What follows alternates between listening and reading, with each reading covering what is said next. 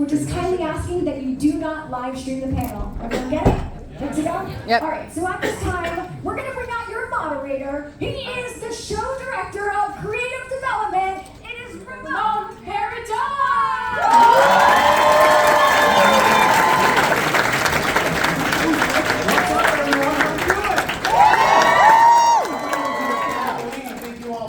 We appreciate you being here. It's 2025 and we're doing the Spooky Empire panel again, and we're so excited about HHN 2025 and all the awesome things that we're going to talk about. Without further ado, I'm going to go ahead and introduce our panelists to the stage. Are we ready to see who we're going to be having up here talking? Without further ado, let's bring on stage Mike Aiello.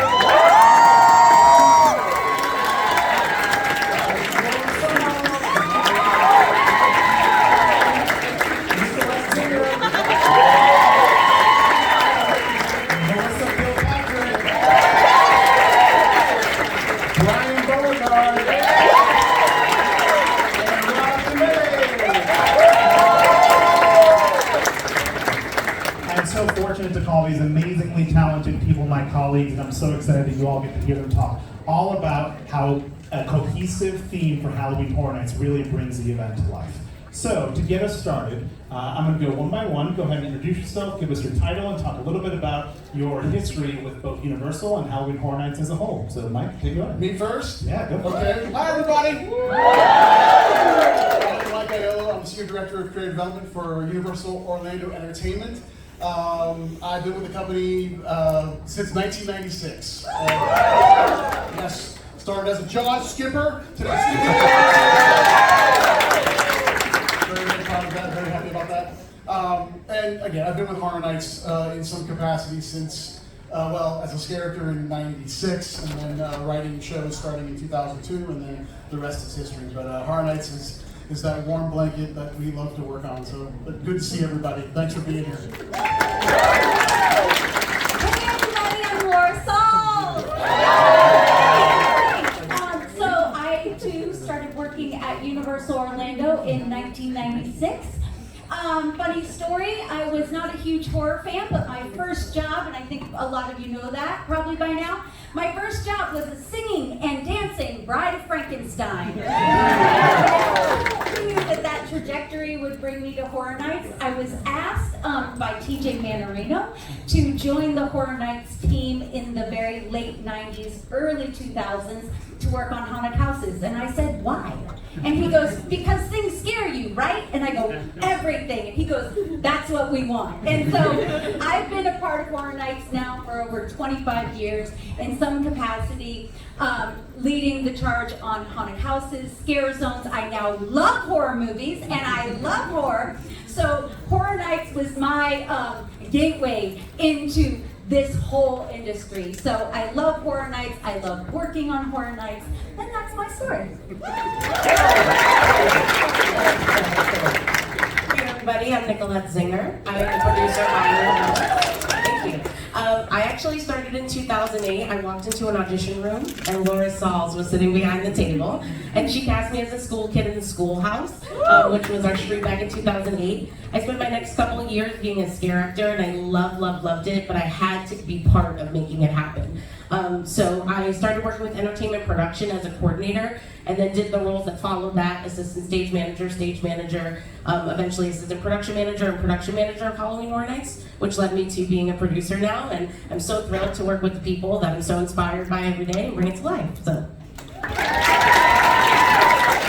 everybody, I'm Melissa Kilpatrick. I'm the field scenic producer for art and design for Halloween Horror Nights. I've been with art and design since the early 2000s. Been there about 17 years, and 16 of those years I've been fortunate enough to work on Halloween.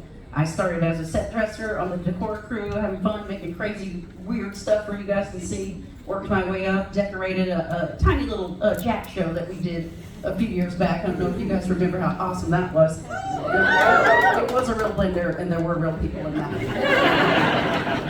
And then moved my way up. Once we had our 10th haunted house, I was lucky enough to be brought in to decorate that, and then I've stuck around with the company ever since, and now field scenic producer working on a little bit of all of it.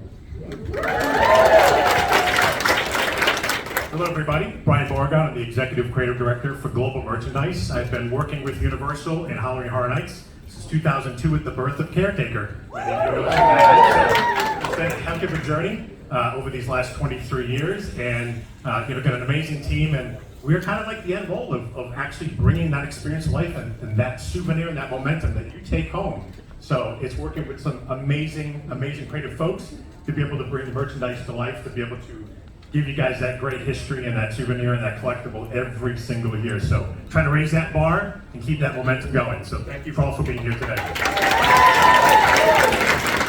everybody, I'm Rob Committee. I'm the Senior Director for Visual Merchandising and Store Design.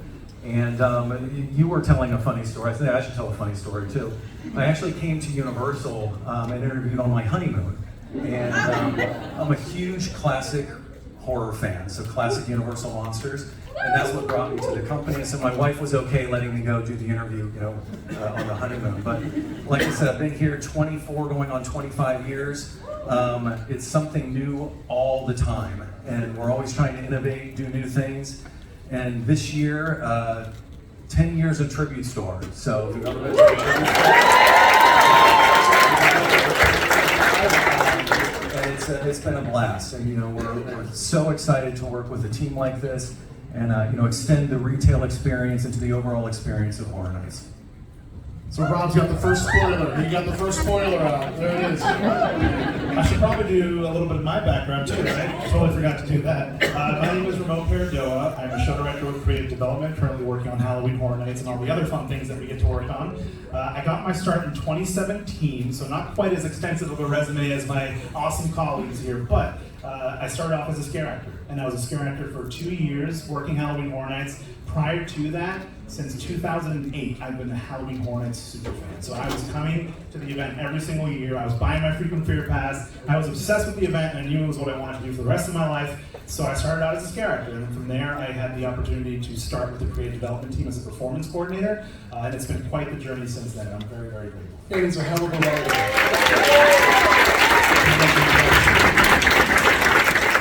Okay, Mike, I'm going to go ahead and start with you. Oh no. Here we go. Talk to us about the importance of a cohesive overall theme for Halloween Horror Nights. Sure, yeah. First, quick poll. Who's been to Horror Nights? Who's never been to Horror Nights? It's okay. It's okay. There's a baby, a real baby. Is the baby coming this year? Would not be the first time we have a baby. That's awesome, because here's the thing. The great thing about Horror Nights, and everyone that's been before, which is most of this room, the thing that we all pride ourselves on is that we are transforming the event every single year. That is something that we have held to in almost every single year. A couple years we had maybe a house or two that were the same. American Wolf in London was one of them.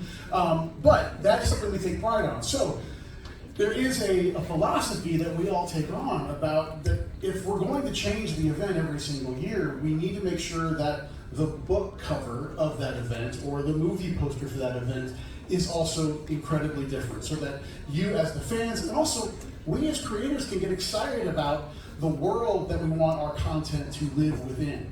And over the years, there have been all kinds of different variations on what anyone would consider the overall theme.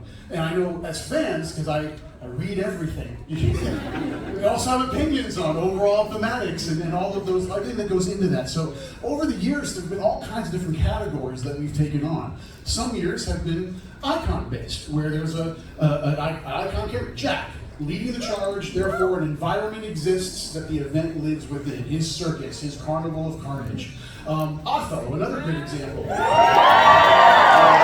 Where, again, the event itself is able to take on those textures led by Otho, or that character. Then there have been years where the IPs themselves, or some of the collection of IPs, because those are the ones that are marketed nationwide, also on both coasts, that there's a texture there that we know we could lean into. The 80s was a texture we did, I think, in 2019. Yes. It all goes together at some point, gang. You guys know more about each year than I do. This is a mess up here, gang. I'm just telling you that right now. So the 80s, we knew we had Stranger Things that year. So the idea of being able to house the event in those 80s textures, neon, even the soundtracks, all of that kind of lived there. So it's important for us to kind of, when we're starting, define what kind of thematic do we want for this year. So for 2025, what we've decided to do is take a kind of a step back in what is horror. What are the beginnings of horror? What are the textures that come to mind when you think about the initial horror feel? And Gothic textures come to mind. Stained glass, vines, gargoyles.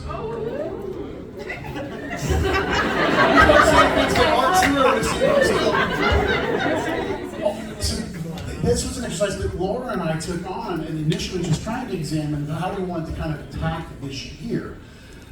And when those textures started to combine, and we'll get into this a little bit as we go down the line, we bring in our partners to kind of talk about these textures a little bit. And a place that we have identified as the house or the environment our event lives in this year is a place called the Conservatory. I'll stop there. I'll stop there. We got a lot of panelists, people. This is only an hour, okay? Awesome, thank you, Mike.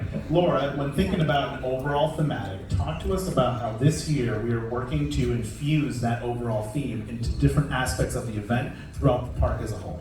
Yeah, so when Mike and I were talking, and the whole team were talking about this overall thematic, we've been talking about it for a year, right? Looking at these Gothic textures, we really, this year, more than ever, really wanted to fully immerse you as our guests in this overall thematic. So as soon as you cross through those turnstiles, you are going to be hit with those Gothic tones and textures. You are going to make your way towards the Music Plaza stage, and that tone and texture, and maybe the characters that surround you, the scenic elements, everything is going to carry that theme all the way through your journey.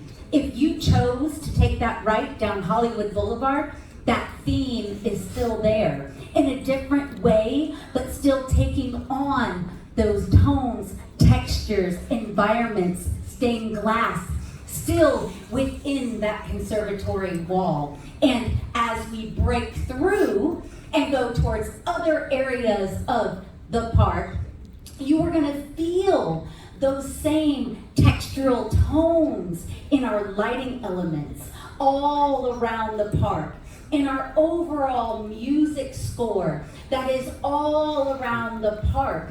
This year, our word of the year is immersive. We are immersing you in Horror Nights everywhere you go. Very good footprint this year, and it's very, very immersive. Thank you, Laura. Melissa, from a scenic and decor standpoint, talk to us about how your teams creatively help us execute an overall theme from a visual standpoint with scenic and decor throughout the entire event and with houses and scares as well. And if you have any examples of from the past, that'd be great too. Well, sure. We touched a little earlier about a character maybe you guys liked a little bit, Dr. Oddfellow. We did such a great job with that. It starts with show direction and our scenic designers getting together, and they giggle a lot and come up with these crazy ideas, and they come out of that room, and then Nicolette's like, oh, okay, I'll give you a check for that. And then we work with these wonderful vendors, and they build these huge, realistic, amazing sets, but it's really just a set until our decor teams come in. They do what I call the 3 things every set dresser should do. Number 1, you give your directors what they think they want. You give them what they actually want, and then you give them what they don't know they want. And the not knowing what they want part is what is the showstopper that takes it over the top. With the Oddfellow, every street zone, our house, every single little nook and cranny was so thought of and purposeful that it seemed natural, but it was so intentful. And that's that last layer that really brings that magic. And we're so lucky to have such wonderful, talented teams that do this work with us. I remember when the decor team was in the Oddfellow house and they came out the first time we walked through when they were in there, they came out and they were like, we love this house. And we were like, we can tell, this is incredible. You gave us stuff, like Melissa said, that we didn't even ask for. So it's incredible. To that point, I'd love to quickly take a moment to give a huge shout out to our decor team because they truly are one of the heroes.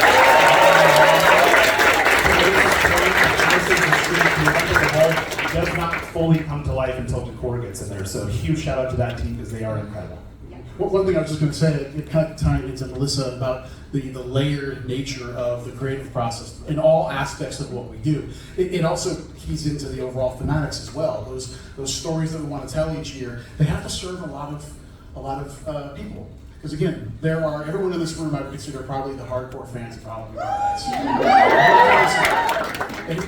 And that is the audience that we are thinking about constantly. You have no idea how often we bring you up in the best ways as we're doing these creative brainstorms. It really is about dissecting what we did. That's the true other great thing about it. We get to do it again every year and try and figure out what did we do great, what didn't we do so great, and how can we improve those things. You all are thought about so much in this process. At the same time, we have to be able to design content that is for the person that's coming to the event maybe for the first time that wants to grab a beer and go into a haunted house. That's all they want to do. They just want to get scared and leave. We have to think about that audience as well. So as we're developing these stories and these textures, it has to serve all of those masters. You know, we're able to, I'm gonna use some marketing terms, the waders, those are the people that only go this deep in the water, right? And us in here, we're underneath holding our breath for 2 minutes, you know, or maybe trying to get to 3 minutes if we can. You know, so we're constantly thinking about that barometer as we're creating all of this content. Absolutely, absolutely. Nicolette, on the entertainment production side of things, talk to us about how you and your teams help us take these ideas from concept to reality to make them logistically achievable. Yeah, we think of ourselves in entertainment production as the how group, right? We like to leave the really cool ideas and ideation and creativity to these folks so that we have the time to figure out how to make that happen. And we have to think about it from a lot of perspectives.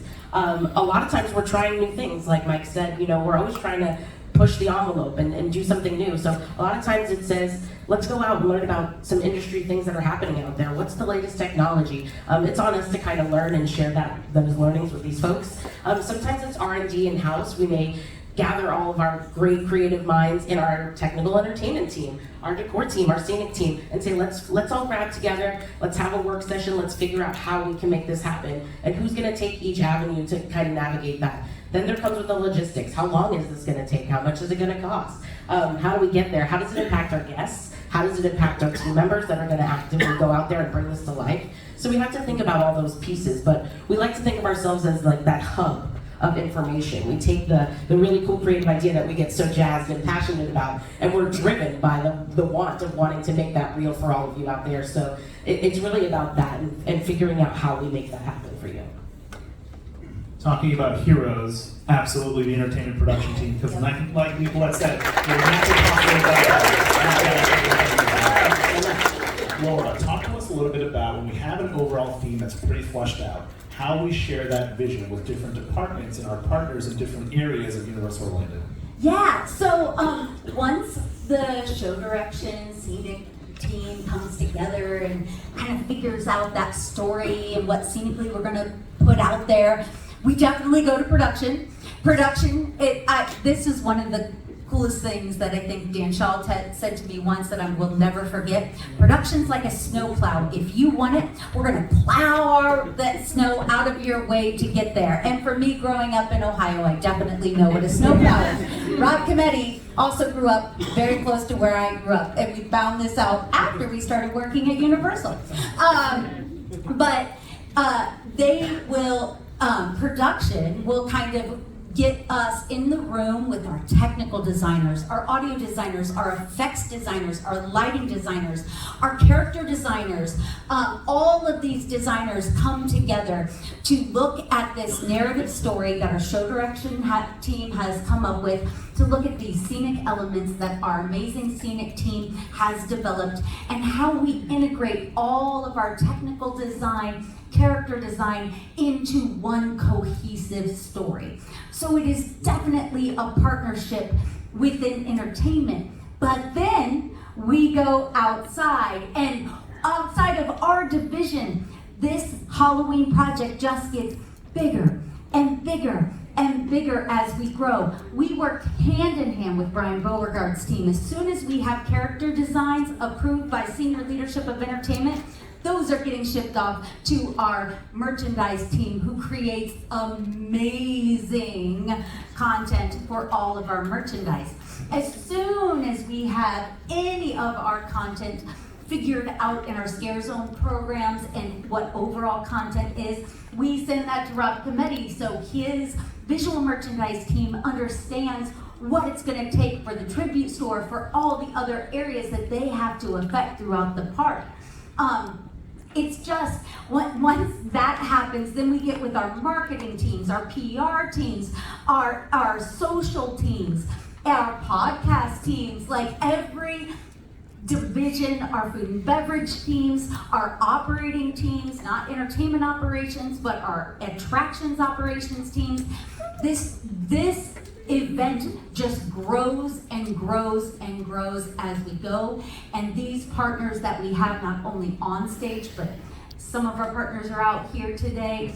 Other partners are back in our food and beverage location testing out the new food for this year. We have our entertainment operations partners constantly going through our haunted houses to help us figure out how to move people through them, but also maintaining that scare quality and the scariness that we develop.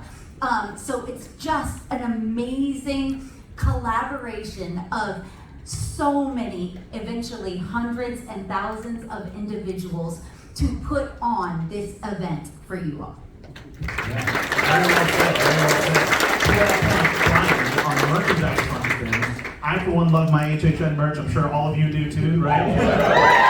Talk to us about you and your team's process in infusing overall thematic, overall themes and textures into the design approach for merchandise for Halloween. Absolutely. So, just echoing what Mike and what Laura said, is we start really early in merchandise, almost earlier than everybody, because we have some crucial deadlines based on production. So we have to start early. I look back at some of the original concepts that we had and some inspiration was last September. And that's probably some of the earliest we've actually started. So there's a core of us, a nucleus of creativity. When we start brewing, we start throwing stuff up against the wall to see what sticks. Because there's a lot of different ideas that come out of it, but how do we narrow it down? So that's like the big question is, what are we going after this year? How are we telling the story and how are we bringing it to life? Merchandise is just one extension of that. So we start extremely early. We partner with all our IP partners as well. So there's a lot of different dynamics that go into the process that we have to kind of bake into the design, the whole design calendar. So that's kind of the challenge. But what we want to do is we want to make sure that we're in sync with all the other departments as well, to make sure we keep bringing up that word, cohesive, all aligned. That's so important to be able to bring the merchandise to life. We're always pushing the team. My team is out here in the audience someplace, but it's kudos to them because they're really thinking outside of the box. And we let them run and get a couple ideas, all kinds of unique content, and see what really works. So then we hone in on that, and then we work with Mike, we work with Laura, we work with Rob to make sure that everything is buttoned up and that texture is just seamless across the board. So it's a great challenge because every single year we have to come up with different looks. We don't like to recycle. So that is the challenge, is what haven't we done before and how does it mirror what everybody else is doing for the event? So yeah, it's a pretty lengthy process, but it's an awesome creative process. And that's where we get to where we are today, merchandise-wise. Awesome. Thanks, Brian.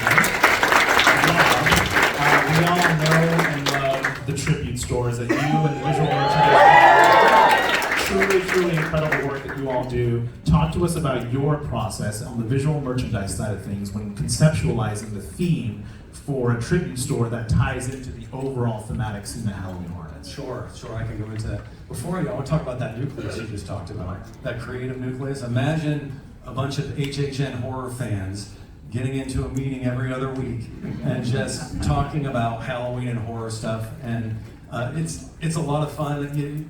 I spend time picking out the different toys that Mike has added to his office each week, and we are all just huge fans. So it's a great pleasure to work with this team. Like you said, we started August of last year talking about this year's theme. So As far as our process, it's very similar to what everyone has already said on the panel.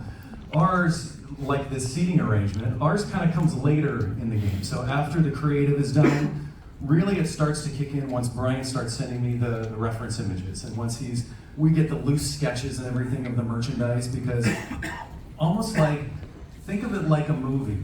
And we've all seen those movies that there's either a scene or an actor that really doesn't fit in the movie and it kind of throws everything off. We want to fit into the narrative of what everything's doing. So if you think about a theme park in general, people don't have to shop when they come to a theme park. They want to come for the rides, the attractions and whatnot. They have to eat at some point, but they don't necessarily have to shop. We want to give them a reason to shop. And that's really where Tribute Stores started, is we want to be part of the event. We want to be part of the environment. We want to be a seamless part of that. And we want to give people reason to say, I want to go in the house, I want to go, I got to try that Stay Puft Marshmallow Man. I have to give credit if there's any F&B people in here. Think about the last 10 years and the evolution of F&B at Halloween Horror Nights. It's been amazing, so credit to them all around. But that's our goal, is we want to be a part of the event, we want to complement the event. As far as the design process is, we start with ideation maybe a year ahead of time. Now, not all of those come to fruition because depending on where the theme goes, we have a lot of loose concepts and we start to narrow it in the closer we get. As soon as Brian starts giving me the sketches, that gives us a clear direction on where we can go.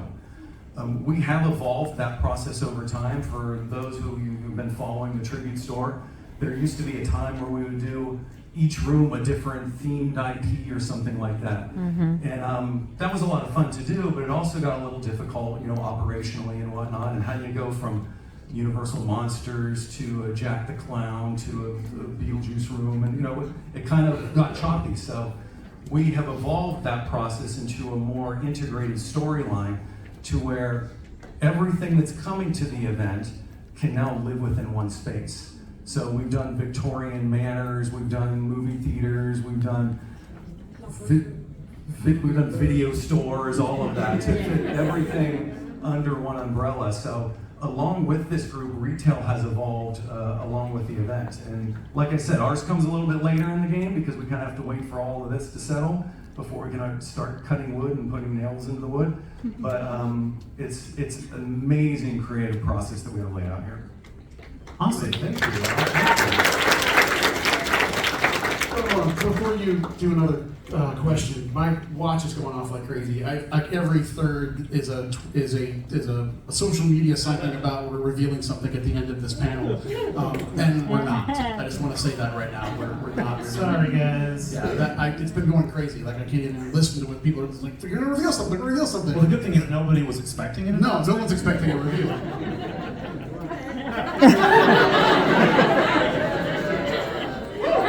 Hey, Ramon. Yes.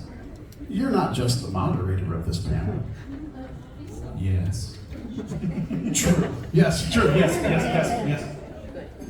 You're also a show director. That's true. Yeah. Correct. Do you want to reveal one of your haunted houses? I kind of want to, but I'm not sure if they want. I don't think they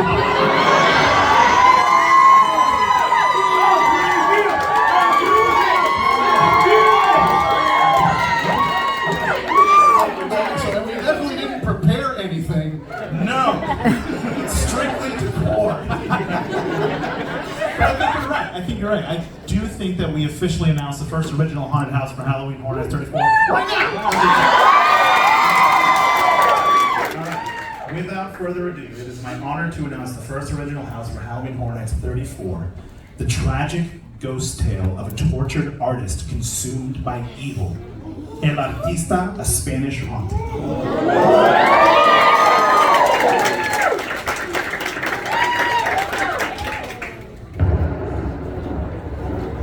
Sorry, guys.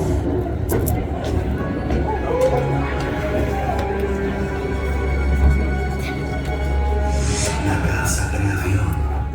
A place where dreams, sueños, come to blossom. even for the inspired. Un santuario that is cursed by tragedy and haunted by malevolent spirits.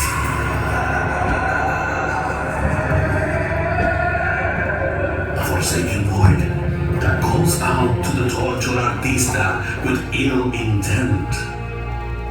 Un lugar, a place that called to me Sergio Navarro. With each passing day, their whispers grow louder. Sus susurros se hacen más fuerte. I feel them looming over my shoulder as I work, eager for their ghastly forms to be painted onto the canvas. And I can't resist. No puedo resistirlos. Tonight, los muertos, the ghosts, are more restless than ever. And my art, mi arte, will imitate their death.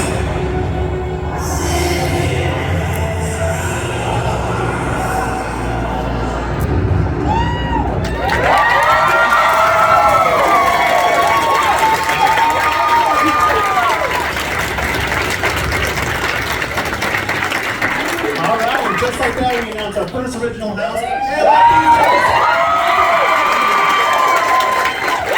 We are very, very excited to be presenting this haunted house as part of our lineup for Halloween Horror Nights 34. To give you a brief synopsis of the story, set in the late 1800s in Spain, there is a famed artist by the name of Sergio Navarro, and he is kind of, his career is in a little bit of a dip, and he's looking for some creative inspiration. So he relocates himself to this desolate manor in the middle of the woods called La Casa Creación, the Creation House, a place known as a creative hub for the tortured artist, but has quite a bit of legend behind it. Unbeknownst to him, the manor's grounds are infested by the spirits of artists that came before him and also moved to the manor. And there's a deeper sense of evil rooted deep within the manor grounds that exists mostly inside the conservatory. And within this conservatory, this deep sense of evil overtakes Sergio's mind, influencing his art, forcing him to paint these horrifying things that come to life. And the spirits want to use his artwork as portals to break into our world. So one night, when the veil is at its thinnest, Sergio has to overcome his own madness and the ongoing whispers of the ghosts as they proceed to break through his artwork, to use his artwork as portals, to set us forward into a haunting unlike any we've seen before. And that is the story of El Artista, a Spanish haunting.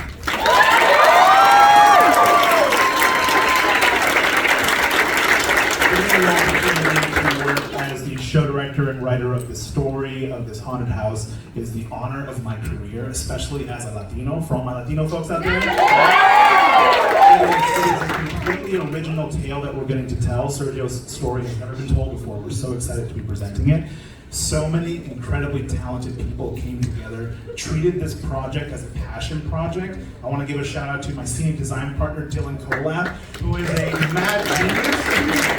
Our character designer, 1 hour, our costumer. So many incredibly talented people came together to present this story. I'm very grateful for their partnership, and I cannot wait for you all to see the fruits of their labor. Before we go further, it's interesting to note because we talked about overall thematic as well, and I think this is an important detail in the ways we can tell our stories. So again, we told you we all got together and figured out what's the tone and feel of the event. We defined those textures, and then we go to the team and define these textures to the team, and what comes out of that? Something like this. So, and then this actually backs back into some of the textures that you're going to see in the event. Not to say that this is the story of the event, but maybe to say that the event takes place within this story. Yeah, absolutely. And the idea of horrifying paintings and artwork coming to life, that theme carries through too, and how we're executing that overall theme throughout the event. We've announced the house, talked about the story a little bit. Do you guys want to see some behind the scenes content of the house? Yeah! Well, luckily we have this awesome keynote presentation that's going to show you some behind the scenes imagery, coincidentally enough. So the very first thing I'd love to talk about is the characters of the haunted house, right? So obviously we started with the character of Sergio. We wanted to ground him in some reality. We wanted to make him a really prominent character in the story because it is his story. So when it comes to the character design for that character, because it's set in the late 1800s, because it's set in Spain, we drew inspiration from all those textures to create and conceptualize his look, which is really, really cool. But then we have all the aggressors and the entities that are coming for Sergio, right? So when we knew we wanted to tell a ghost story, we wanted to really run the gambit on the different kinds of creatures and attackers we can see within the environment of a ghost story. You have spectral entities, right? Apparitions of ghosts that belong to the manor, the artists of the past. But then we wanted to play with, well, what if we had some creatures that were poltergeist creatures, right? Creatures that possessed Sergio's artwork and came to life and used his artwork as vessels for themselves to have tangible bodies as opposed to just being spectral entities, right? So the character design, again, huge shout out to Stephanie Mascow, Emily Blumenauer, and our entire character designer team who came together to present some really unique characters that we're featuring in this haunted house. Some of the mask designs, I'm not sure if that's one of the things we're showing you. The mask designs are just incredible, and the costuming to complement it is just absolutely stunning, and I cannot wait for you all to see it as the story unfolds in the haunted house. Also, from a scenic standpoint, this house is just absolutely stunning. It is absolutely beautiful. Again, shout out to Dylan Kolab, our scenic designer. He was a designer of a little haunted house we know called Dead Man's Pier. And another one was Blood Moon Dark Offerings. So he's got quite the resume as well, and truly, you feel like you are inside this haunted Spanish manor. When it comes to the textures, we're seeing that Gothic stained glass feel throughout, but you're also, there's some Spanish colonial texture in there too, since it's set in Spain. So it is just beautiful in every kind of way, but don't be fooled, it is just as horrific as it is beautiful. With that in mind, talking about scenic, Melissa, I would love to throw it over to you. Talk to us a little bit about the scenic process for this house, kind of what Dylan went through, and seeing it from concept to reality. Yeah, well, Dylan, not only is he just a great human and amazing to work with, he loves architecture. Particularly, he was so excited to get to work with Spanish architecture. Gaudi is one of his favorites of all time. So he was really able to take his lifelong love and something he was passionate about and infuse it into this house. Judging by the resume that Ramon just gave you, it might be kind of big. I guess we'll see. But really, it came with a story. They came with the story, and then Dylan just did this great job of building this. And I don't want to give too much away, but just building this amazing space for this tale to unfurl. There is attention to detail in every bit of the scenic design in this haunted house. There's things hidden in the textures of the walls. Truly, we've gone above and beyond to help tell that story, and we're so excited for you all to see it. There's no nook, no cranny, no place in this house that wasn't thought about, and you guys are gonna hopefully love it as much or more than we do. Laura, I'd love your thoughts on the scenic design and the execution of the house from a physical standpoint. One of the things that I'm so excited about within El Artista Spanish Haunting is the graphics that you will see if you pay close attention as you are walking through this house. The story of artists who were striving to find their passion again as artists come to this house, this Spanish manor, and they're being possessed, and their works of art are being possessed by these haunting and these other artists that came before them. What I love about some of the works of art that you're going to see as you go through this Spanish manor is that their works of art are going to come to life throughout all of the event. So if you pay close attention, if you go on the Unmasking the Horror tour,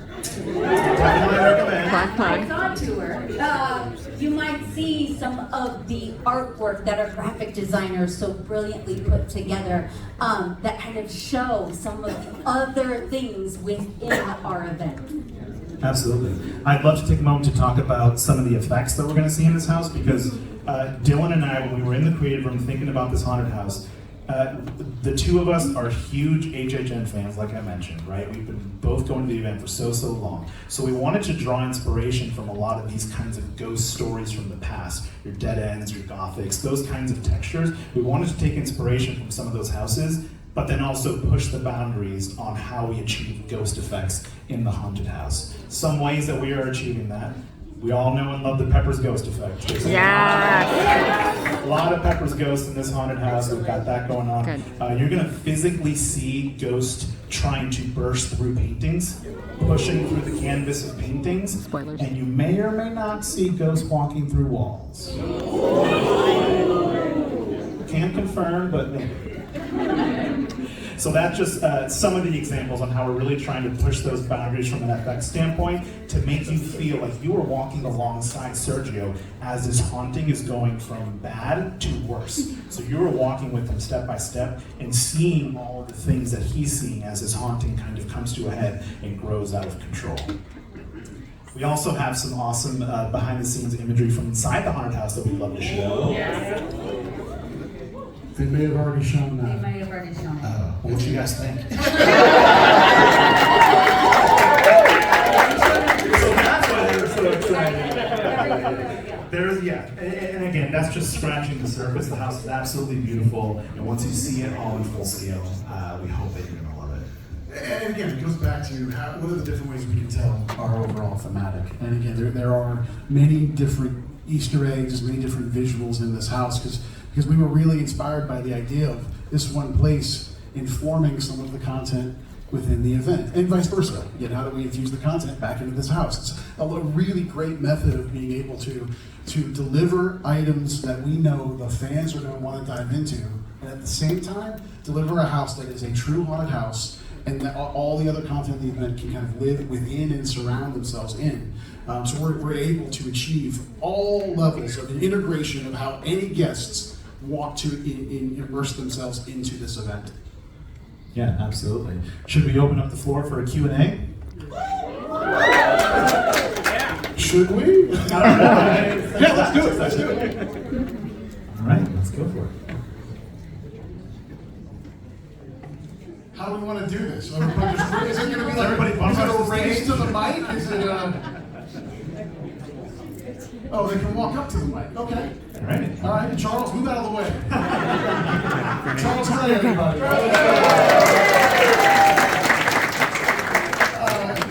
Anybody have any questions? This is funny. Hello. There you go. We'll try and take as many as we can. I know we're done at 6, so we'll try and do as many as we can. So keep the questions easy. So Short-winded. I really love like theater entertainment as a whole, like Horror Nights is like an extension of that kind of. And would you feel like starting as sort of a ride designer could lead to sort of scenic Horror Nights sort of thing? Because I know like you guys kind of have like an unconventional start as like an actor, and that became creative. But do you think like in modern times, starting as a ride designer could lead to house positions sort of thing? I totally think so. One of our scenic designers who has worked on haunted houses before, he works on a lot of parades, was a car designer. Really? Yeah, So in Michigan. Industrial design. So yeah, so definitely. Melissa, do you think? I think any creative who is passionate about what they do can transition to any branch of creativity they put their mind to. Yeah. So take the skills that you can learn from where you're at and apply those skills to where you want to be.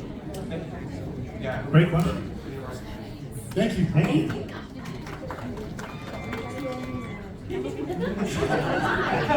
I was wondering about when you're designing a year for Halloween Horror Nights, the mix of IP that's already out there as opposed to original houses. Is there always a number that you guys have in mind of a mix, or does it change with the ideas that you have that year? Yeah, it's never set in stone, but because it really depends on what's available to us in that year. Also, for starting from an IP standpoint, we try and split it down the middle. It's a 5 and 5 scenario.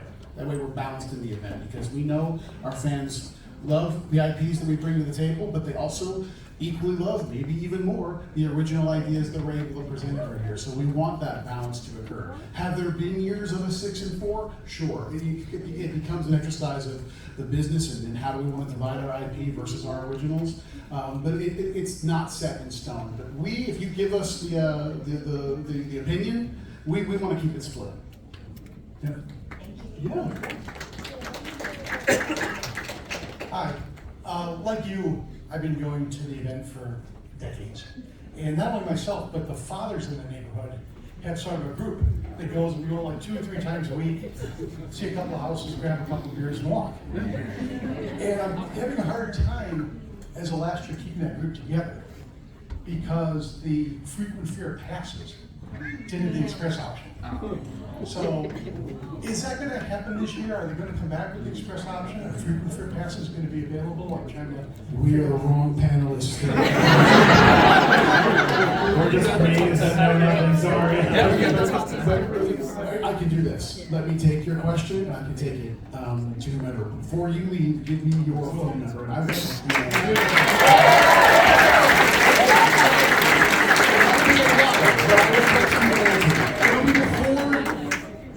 we open, I promise. I want to keep your group together because I went to the event.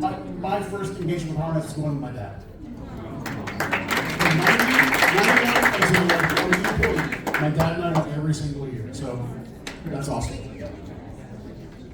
So for a question about past horror nights, do you guys ever foresee yourselves releasing the old Q videos that were filmed specifically for houses?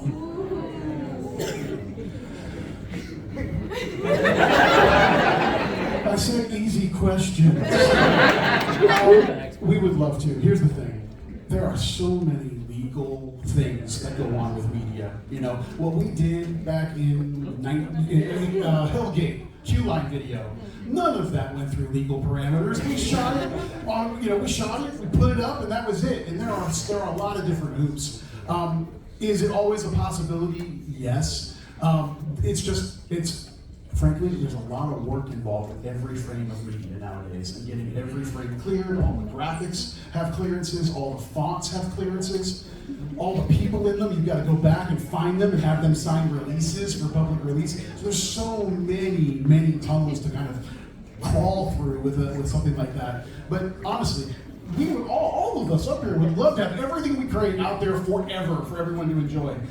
The reality is there's just a lot of business that gets not in the way, but a lot of hurdles that we have to kind of jump over. You know, but like last year, we do get some opportunities, like with Slaughter Cinema. Shout out to Charles Gray. We got to write and direct all these awesome short stories to present to you all in the queue. So every now and then we do get those cool opportunities to create some curated content, which is awesome. Yeah, well, and we love to do that. It's about really, can we show it after the event's over? That's the hard part. Wonderful, thank you. Thank you. Thanks for the question. So as most of the people here, I've been going to Horror Nights for a really long time. I've noticed that there's only been a couple that have been in Islands of Adventure. Oh my God. I've had this question before. So I feel like I'm hogging this Q&A. Islands. Event happened there 4 years? 4 years? 4 years. 4 years, thank you. 2002. You know all the years, thank you. It was great at Islands. I will stand on this soapbox and say the event lives in the studios. It started there, it should stay there. Here's the other thing about Islands. Islands is so unbelievably themed, it is very difficult to break out of that into something unique.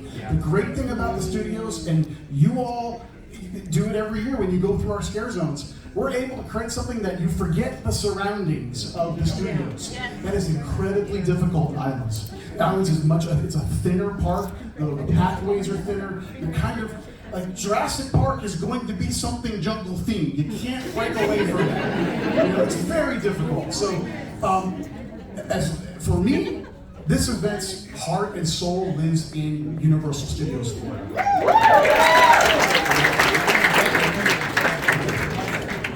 I'm not going to answer the next question. So in 2007, 2008, 2009, my idea of gaming was the interactive Fortnite websites.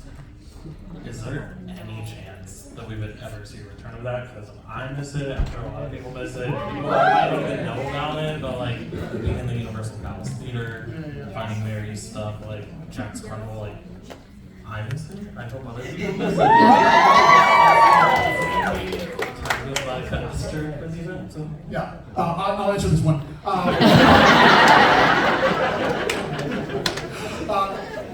100%. We love it too because it's just another way we can tell our stories. Things change. Things change. There are new methods, and I will tell you, we are in meetings, and we're not driving these meetings because we have a lot on our plates.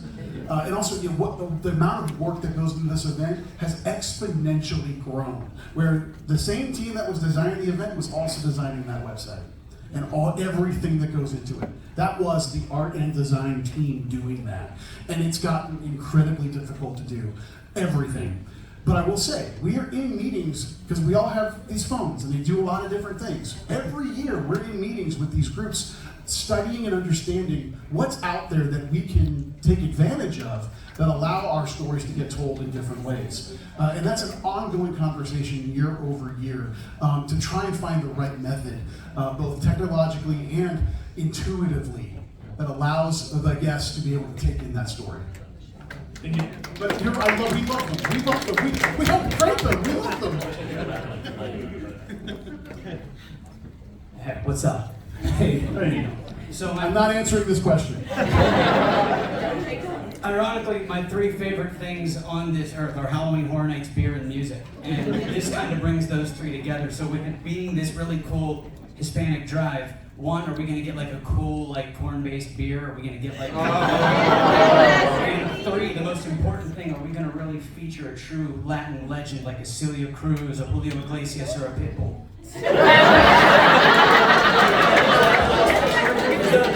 I don't know. So my first instinct is I don't know how Mr. 305 works in the 1800s. I love saying that because I grew up on her too, but I'm like, this kind of feels like Sergio's story to tell. But to that point, there is Latin influence in everything you see in this haunted house. I'm very, very proud to say that the entirety of the cast is Latinx. Our entire casting team for carrying that vision through. Very, very proud of that. As far as the beer goes, I hope so. Thank you so much. Thank you. So, one question and one thing I want to say real quick. The question is, if we ever get a Horror Nights movie, or like a movie or TV show, what would you guys want it to be about? Oh, can I have this one? I want Jack's World. I have kind of put this in the universe several times. One being to maybe a partner in our family that has a streaming network. I was like, Jack is so layered and he has so many other entities with him, with Eddie and Chance and now Oddfellow. We can go anywhere with this. We can tell his origin story. We can tell Oddfellow's origin story. We can figure out, tell Chance's origin story. Yes, I would love that, 100%. If and when that will happen, TBD. But we are on board for that to happen, my friend. TV show! I'm sure a lot of people have said this, but I have some friends in this crowd. I just want to say thank you for making Horror Nights happen. This is how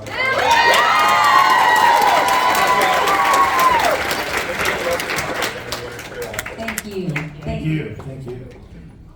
Okay, so I've been going to Horror Nights since 02. And so there's a lot of original houses that I like. One of them specifically is Graveyard Games. Have y'all ever thought about that? So I was asking, have y'all ever thought about doing like a sequel to that house or any of the original other houses that y'all did in the past? We think about that every day, but right below you is Charles Craig, who wrote Graveyard Games. He's singing Indian style underneath you. No, we think about that all the time. we constantly look to our past and all the original content stories we've done to kind of infuse them into new stories and new ideas. We are constantly thinking about that. Some of the moments where you get that are in anniversary years, right? We usually, for those of you who've been around for decades, you've seen this, that in anniversary years, we bring back some of our most popular OCs. So just think about that. But, because, you know, next year's 35.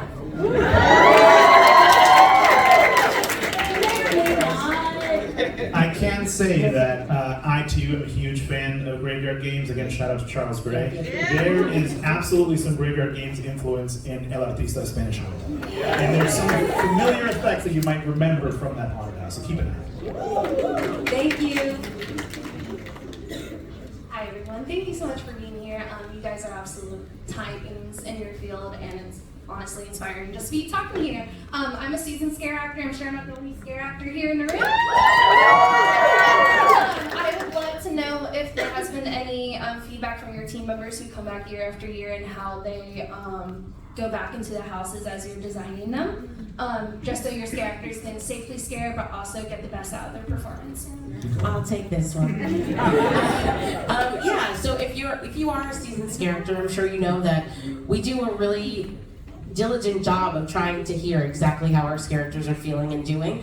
Like I said, I came from being a character, and every decision I make, I try to think of every layer that I have been and how it impacts them, just like I think of how it impacts our guests and the experience in the park overall. But we take our time to, do mini TSATs, which are team member satisfaction surveys, and look at trends that happen within our team member group as well. And then we like to apply that feedback. We try to start every year with telling you exactly what feedback we've applied, and we try to build in control systems within our design that help tell our story, but also kind of provide that space that you feel safe so that you're giving your best performance. So that's what we're really looking to do. Our ultimate job in production is to take care of our team members and make sure that they feel comfortable to do the best job that they can do and have everything that they need to do so.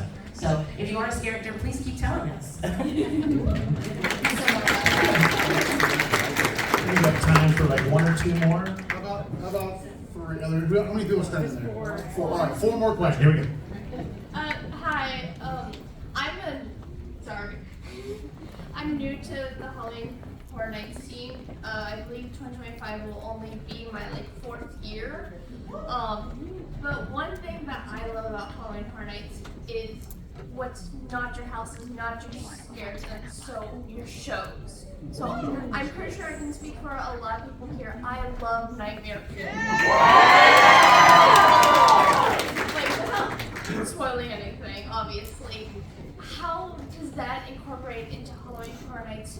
What might we see this year? No. I cannot confirm or deny that Nightmare Fuel's coming back this year because of a reveal date of when shows are happening. But here's what I can say. The shows, particularly anything that's been in that venue, has always been the palate cleanser for the event. We want to be able to present something that allows someone who maybe doesn't want to get scared all night, that they can sit down and enjoy some level of spectacle within the event, whether it's the show experience, whether it's a lagoon experience, anything that kind of breaks you away from the scare zones and the haunted houses, where we want to try and find ways that we can engage that guest. So the fact that you enjoy that facet of the event is awesome, because we do it specifically for you, because we know there are people that come to this event that do not want to go through a haunted house. It's a great break. Exactly. You're absolutely right. What I can say about Nightmare Fuel, and for the past few years, Jason Horn has been our creative director, show director for that house, or for that show, and has done an amazing job. And we actually, this year, for the very first time, if we bring that show back, we'll have new creative there, if we bring it back. See what I did there? Because I caught myself halfway through that. Q&A's great! Thank you so much. Hi, I've been a character for several years too. Thank you. Hi, I like your friend. Oh, thanks. I made Matilda myself. Yep. Awesome. Matilda. What I was wondering is, it looks like Sergio is possibly the icon for this year. Is there any, and usually in the past years, especially in the past years, icons have sort of influenced the scare zone. So is there any influence of the artist upon the scare zone this year? And what might the thought process be of what little pieces go into each scare zone and each icon? That's a great question. I don't know if I have time to answer it fully. Here's what I would say. So, the icon word is a heavy word, especially for this room. It's a heavy word. It means a lot of things. Here's what I can say about Sergio Navarro. He is a central character to our story this year. I'm not going to throw out the word icon, because that is a word that you all can place on that character if you choose to, or if you choose not to. What I will say is we've identified this character as a way to tell our story this year. His influence is in the event in some capacity. It may not be the way an Oddfellow is in the event, or definitely not the way Jack the Clown is in an event. But again, it is us every year trying to determine what's the best method to tell a specific story. What I can say with this particular story and this particular character is there is a beginning, middle, and end to this story. And it resides within El Artista. How that permeates the rest of the event is a discovery that you can take on yourself and decide for yourself how you feel about Sergio Navarro. Okay?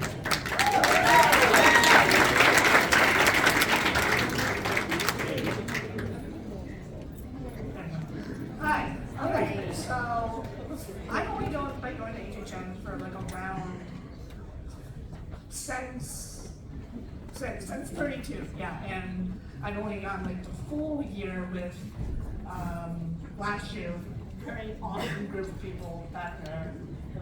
Hi, awesome group of people. Awesome people, what's up?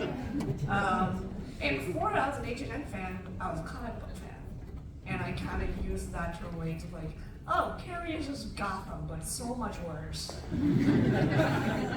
So I'm just wondering, is like, you guys did Carnage.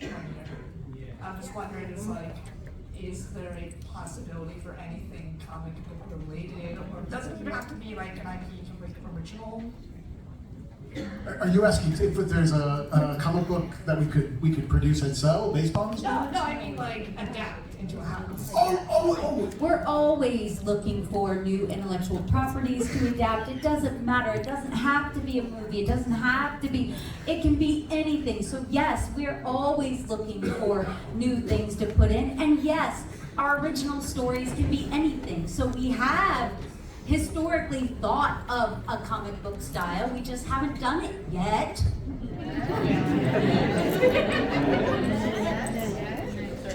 The tribute. Yeah, we did it at Trivia. We love comic books, yes. Of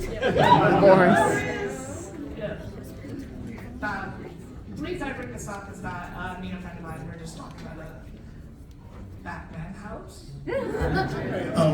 What? Batman. Oh, Batman! I can't talk about that.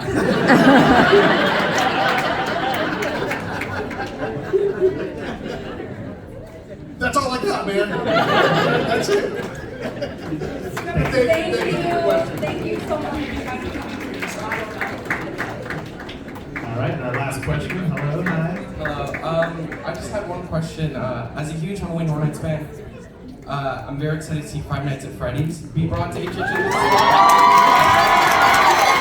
So, I don't know if we can confirm or not.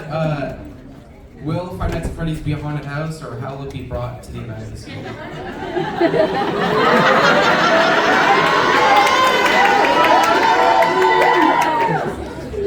It's gonna be there. We have officially announced that Five Nights at Freddy's will be part of Halloween Horror Nights on both coasts. We have not officially said how that will be a part of the event. But it will be in the event, and what I can tell you, it's going to be cool, it's going to be fun, and what I can tell you is it is going to look identical to how that franchise looks.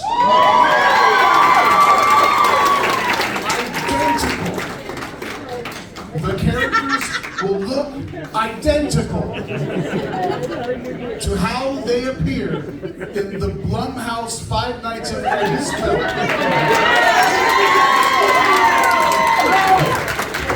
I got the thumbs up from PR. Those bright lights that came on, that was PR making sure we were staying in line. With that being said, thank you all for your amazing questions.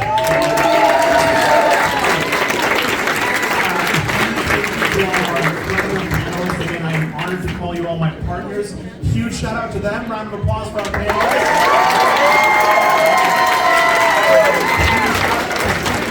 For hosting us once again.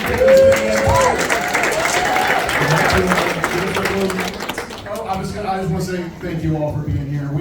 Like I said, we think about you all literally every single day, and how we can be better creators, be better at our event, and give you something that you can truly love. That is our goal every year. Thank you for being here.